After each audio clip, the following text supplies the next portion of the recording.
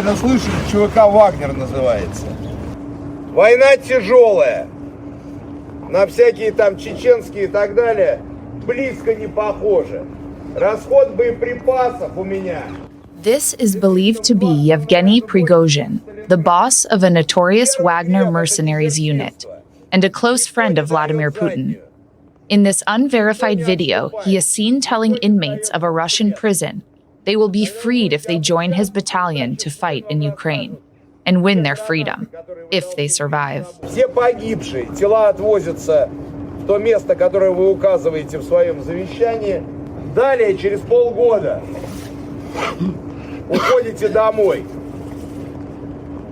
получив помилование. Те, кто хочет остаться с нами, остается с нами.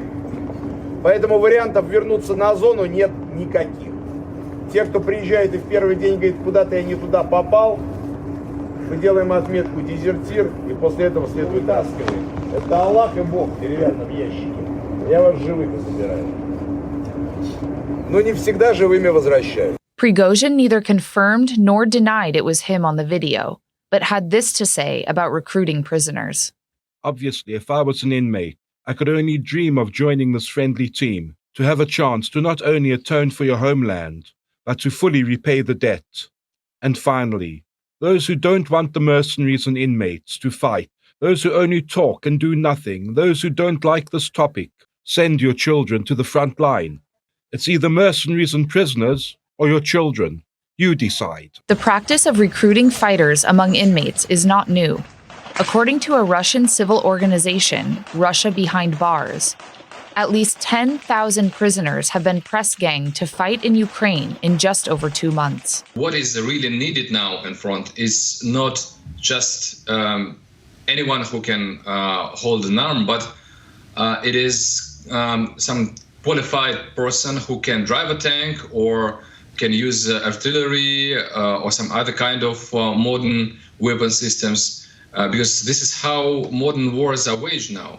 And when we see just thousands of troops who just can use Kalashnikov, they are almost useless in this modern situation, because what can they do against HIMARS, against tanks, against well, Ukraine don't have a lot of aviation, but still they have some technologies that they get from the West. So all these recruited people, many of them are like 50 years old. Many of them have some problems with alcoholism. Definitely, most of them have very big problems with discipline.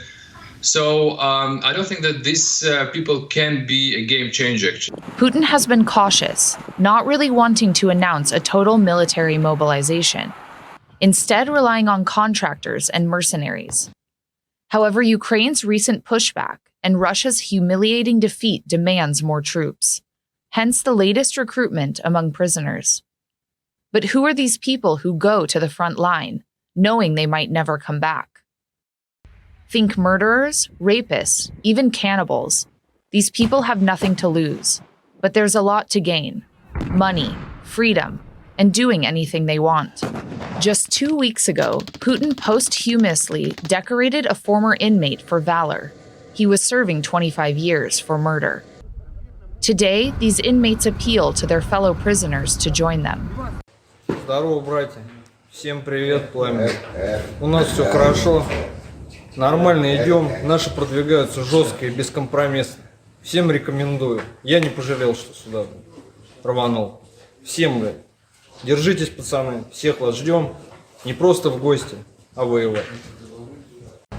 Пятерка, здорово. Рязань, Катки. Всех люблю, всех обнял. Сибирь. От души, пацаны, всем передаю огромный привет. Давайте там берегите себя, держитесь. 3-й отряд. Все ровно. Пацаны, не гоните за нас. У нас все нормально. Не слушайте всякое дерьмо, которое льют в уши. Здесь все нормально. Война, базара нет. Но пацаны здесь здравые. Все, вперед идем, жмем укропов. Все у нас огонь. Так что давайте, кто хочет, сюда к нам в ряды. Все будет аганес. Chechen leader Ramzan Kadyrov is calling for a voluntary mobilization across Russia. and some heads of the regions are following suit. Kadyrov mobilized thousands of fighters for his infamous battalions. His troops were in Bucha, Irpin, and Mariupol. It were both mercenaries and the regular army, so that can happen in both situations. But of course, mercenaries are far less disciplined because at least they feel that there is no accountability and no control, which is not exactly the case because, for example, one famous episode when a guy from Akhmat battalion tortured Ukrainian soldier, we together with Bellingcat found the name of the guy and published the investigation, and it had pretty big coverage in Russia, so I'm pretty sure that all his relatives and friends know now that he's a sadistic war. He made sadistic war crimes. But still, without any vertical of power, without real control, they, of course, they feel far more free to murdering civilians, torturing Ukrainian soldiers, and looting the homes of Ukrainians.